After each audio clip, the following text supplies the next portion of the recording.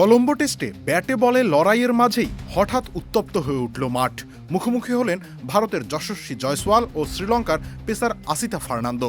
এক পর্যায়ে পরিস্থিতি এমন পর্যায়ে পৌঁছায় যেন আরেকটু হলেই হাতাহাতি। ঘটনার শুরু দিনের 17তম ওভারে।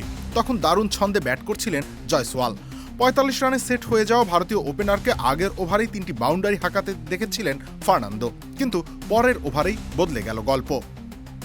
১৬.৬ ওভারে রাউন্ড দ্য উইকেট থেকে লেন্থ বল ছুড়লেন ফার্নান্দো। বলটি ভেতরের দিকে বাঁক নিল। অফসাইডে পাঞ্চ করতে গিয়ে জয়সওয়ালের কুল অ্যান্টিপারস্পিরেন্ট ডিওডোরেন্ট স্টিক, যা আপনাকে দেবে ২৪ ঘন্টা পর্যন্ত ঘাম থেকে সুরক্ষা। ব্যাটে লেগে তৈরি হলো মোটা ইনসাইড এজ। বল সোজা গিয়ে আঘাত করলে স্টাম্পে। ৪৫ রানে থামলেন জয়সওয়াল। ৫৩ বলের ইনিংসে ছিল ৯টি চার। উইকেট পাওয়ার পর ফার্নান্দোর উদযাপনও ছিল বেশ আগ্রাসী।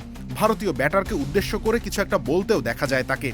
প্রথমে কোনো প্রতিক্রিয়া না দেখিয়ে সরে যাচ্ছিলেন জয়সওয়াল, কিন্তু কয়েক পা গিয়ে হঠাৎ ঘুরে দাঁড়ালেন। তারপর মুখোমুখি দুই ক্রিকেটার, কথার লড়াই মুহূর্তেই উত্তেজনার আগুন ছড়ালো। দুজন একে অপরের খুব কাছে চলে আসেন। চলতে থাকে তর্ক বিতর্ক। পরিস্থিতি দেখে মনে হচ্ছিল যে কোনো মুহূর্তে সীমা ছাড়িয়ে যেতে পারে দুই ক্রিকেটারের উত্তেজনা। শেষ পর্যন্ত শ্রীলঙ্কার অধিনায়ক এগিয়ে এসে দুজনকে আলাদা করেন। মাঠে ফিরল নিয়ন্ত্রণ, কিন্তু উত্তাপটা রয়ে গেল।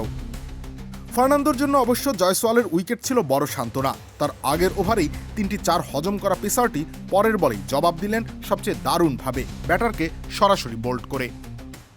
রবিউল ইসলাম রানী, খেলা ৭১।